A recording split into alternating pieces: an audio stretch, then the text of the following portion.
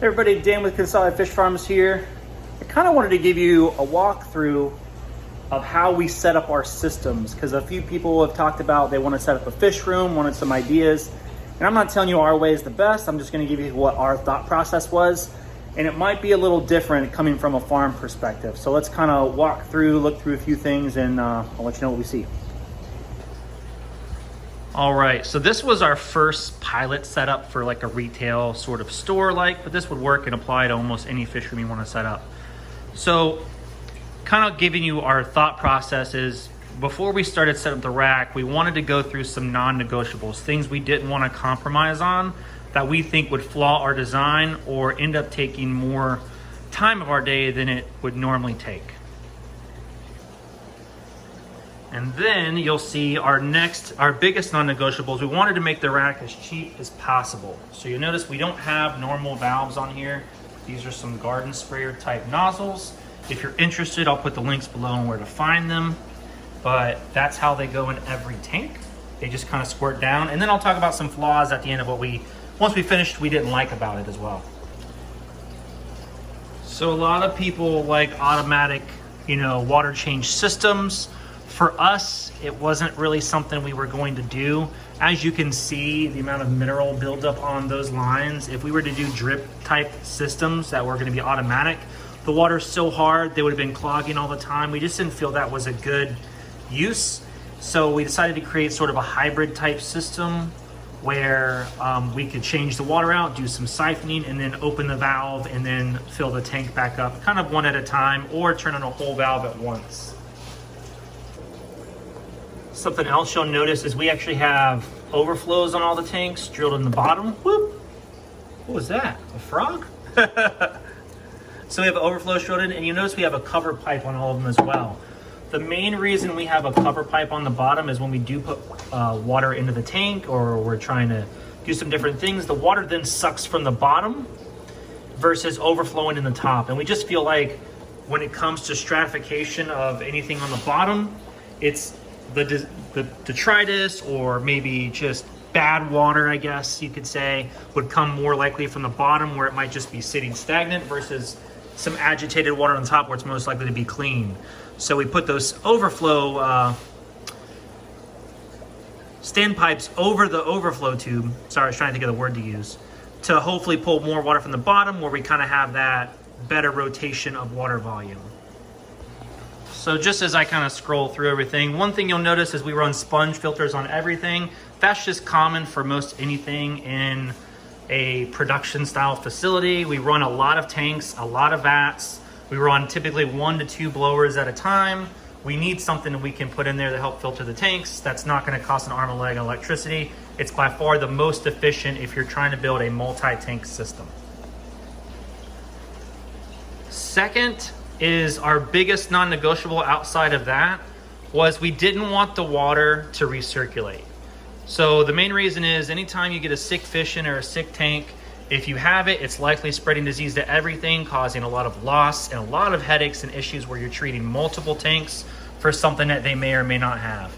So none of the tanks are connected via a recirculating system where the water's cleaned and recirculated back. Everything is in what we call a hybrid or a flow-through style setup, where water comes in once and water goes out. It never gets recirculated back. All right, so now let's look at Model 2 we put up and look at how we set those tanks up specifically. All right, so to make it real simple, we put a lot of the 22s. First off, we use these metal racks, those Husky style racks and Gladiator racks you find at like Home Depot and Lowe's. We use those racks. We see a lot of people use them. We want them to be more 3D, so we're not putting them against the wall. So we did run into a few issues with those, but let's just talk about how this is a little bit more simplistic of a setup. Everything, still no water connects. We don't even have water lines on these tanks. We actually fill them from a hose. But we do have overflows on the bottom tanks. We haven't put overflows on them yet because we just started drilling all these tanks, to be honest. We just kind of set up to see if we needed the tank space. And it turns out we needed a lot more space. So all these are drilled. Overflow pipes, covers on those overflow pipes will go in relatively shortly. And then we will start drilling the rest of these tanks to all have overflows as well. where then the drain will then connect to the bottom down here, and it will run out the side of the wall. These little pipes here are just a hook for our siphoning tubes. So we have a 20-gallon garbage can that's on wheels that we siphon tanks out into, and then we put a bulkhead fitting on it. I'll show you in a minute, where we attach that to the fitting there, where it hooks in there, and the water drains out. So on each rack or each row, we've got 5 22s. So 5 there, and on the top, these came from an old fish farm that was going out of business. These are really thick 2.5 gallon tanks that we use for betas. So we get, I think, 10 on each rack. Yeah, 20 on each rack, 10 on each side, roughly. And then we just run a little bit of sponge to each of them, just to give enough filtration where it helps filter the tank out. Not a ton of flow either. So, and as you'll see in all these, we've been testing out some different types of sponge materials we want to run. Yep. Some large angels we got into, pretty beautiful. So we're trying out some different types of sponge materials. And essentially what we're testing is the coarseness of the sponge. Do you want a finer mesh sponge? Do you want a medium? Do you want a coarse sponge? And essentially it's, for us, our determining factor is what's the bio load look like in the tank? And what's the best filtration we can add for sponges that will limit our amount of cleaning outside of just our normal routine siphoning every day. So this is the sponge we're kind of testing them against. This is a pretty coarse sponge we got over at Swiss Tropicals. It's a really nice sponge material. It's got like a little tile on the bottom, way down, a little airlift tube about halfway down the sponge filter. One thing we like about it is it definitely is a little easier to clean and wash out. But some of the heavier sort of detritus and stuff kind of just gets sucked to the bottom, but it does make it easier to clean up. So we do like that as far as that filter goes. And then we have some finer mesh aqua tops. So they're a nice filter, they're pretty good.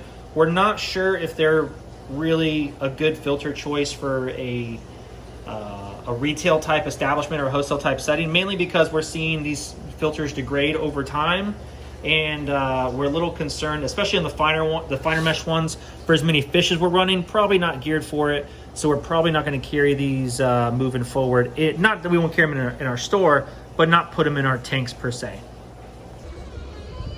Just had to go show outside. Here's our 20-gallon garbage can with our bulkhead and our fitting. So this is what hangs on the pipe you just saw.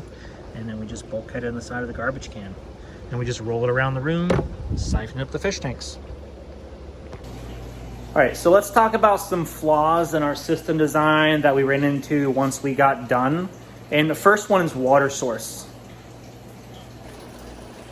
So all the water that we have running into these tanks started out with a very small degassing unit coming from our well. And we realized the water volume we were gonna need was not gonna be sufficient enough for degassing purposes. So if you run water on a well system, the biggest issue is your water, A, has a lot of dissolved gases in it that you need to remove, and as well has no oxygen or very little oxygen. So right, without oxygen, your fish can't live and your good bacteria can't grow. They need at least 3 milligrams per liter or 3 parts per million of oxygen in order to keep living, right? If those die off, everything dies off, you're not gonna have a good time. So we had to modify our degassing system, and in the next room, we're actually building a whole nother water system as far as how we're gonna run it to manage all of the water for this building and the next. So if you haven't heard me say any of the other videos, we're building out another room with 100, I think it's gonna be right at 110, 120 tanks. And we're gonna run those, and we're gonna build a better water degassing treatment station for all the tanks in here that you see, right? Which, by the way, there's 38 on these 2 racks. And then we've got 10 of the 22s on each, and then 20 up top for the betas. So 60 beta tanks and 30 of the 22s on that rack. So we just want to build a better water system moving forward. And this was design flaw number 1, we realized. This is actually what made us realize we needed cover pipes for the top row. See how close the water coming in to the standpipe is? That was a flaw design because we just sat the tube up there. Wasn't the best way, but we needed something that would work. So we're like, how do we put water in the tank without, you know, watching the good water go right back down the drain? And simply we put a cover tube on it and then we let it go from there. So we don't have that issue anymore, but that was a pretty big design flaw we had. I also forgot to mention these racks, when you build them, if you don't know, they should never be freestanding without being incredibly secured. They are very wobbly when you set them up. So if you have them against the wall, make sure you secure them. So here's what we did to secure them to make sure they did not move. So we basically made a big U wooden frame to secure them to the ceiling so they wouldn't wobble that way. And then we put these humongous lag bolts through our wall, through the concrete, in both sides of the rack there. Hard to see. We put lag bolts through all of them, and that's just so we wouldn't shake. And then there's literally no shake in this rack anymore, so it worked out pretty well for us. All right, I hope you guys liked the video. If you got questions about building out a fish room you know, for low, for cheap, that's kind of where we're at, where we have a very big mindset. We want to save as much money as possible building this rack. So this is pretty low tech, relatively cheap. So if you got questions, let me know.